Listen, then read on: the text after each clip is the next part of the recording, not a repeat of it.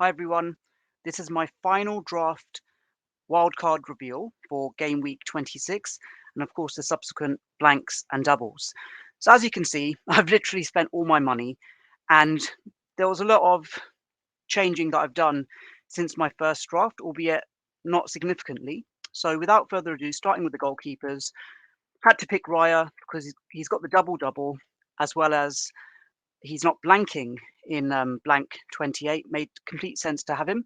One mistake I made in my first draft was I had Raya and Sanchez, and of course they both double in 27, and I wouldn't be using the bench boost in 27, so I would have lost out on one of those players. So I've decided to keep Ward so that I can unlock some funds across my squad. And then coming on to the defence, as you can see, it's quite centre back heavy. So I've retained Dunk and me. I would hope that their minutes won't be managed, unlike some wing backs. So they made total sense for their double doubles. Also, when it came to Arsenal, I had Zinchenko.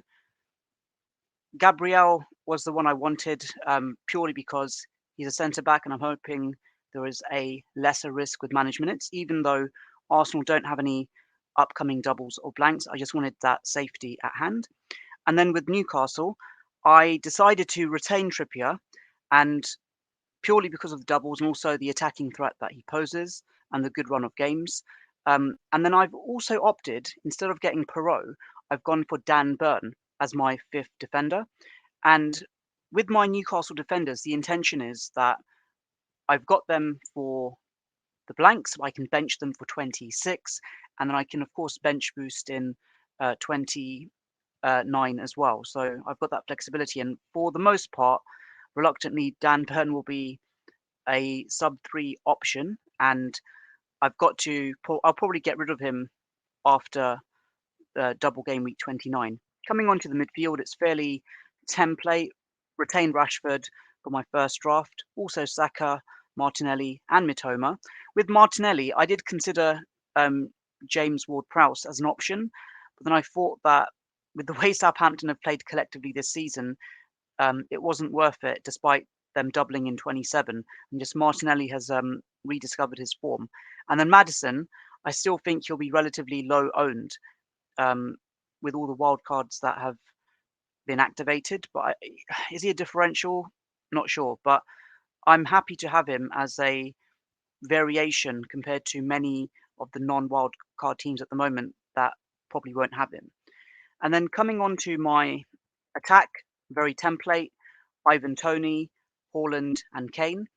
And the thinking here is that, of course, Tony's got the double-double, subject to him being fully available in the weeks ahead, and he doesn't blank in 28. So I've got triple Brentford. And with Haaland and Kane, I've decided that, Haaland is a must. But with Kane, the plan is that I would potentially flip him out for Ollie Watkins in double game week 29. So with the current team at the moment, the plan is that I will have 5 doublers in 27. I'll then have at least 10 starting players, hopefully, in 28. And my intention is not to use any transfers in 27. So I've got 2 free transfers in 28. And then I'd use one, of course, in 28. And then for double game week 29, I'll have 2 free transfers once again, potentially flipping out Martinelli temporarily, potentially flipping out Kane as well, Gabriel potentially as well, if I want to really maximize it and have 13 players at the very least starting in double game week 29 for me with the active bench boost, of course.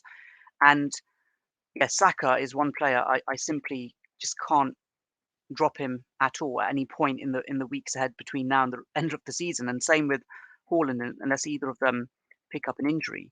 So there you have it. That's my plan for the upcoming game weeks.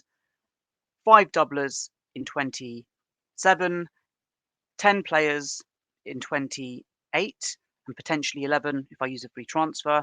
And then hopefully I've got 13 players. Effectively, let's double it by to 26 active players with a bench boost in 29. So there you have it. That's my team for the subsequent the upcoming game weeks. Let me know in the comments below if your team is different in any way or if you've got an overlap as well.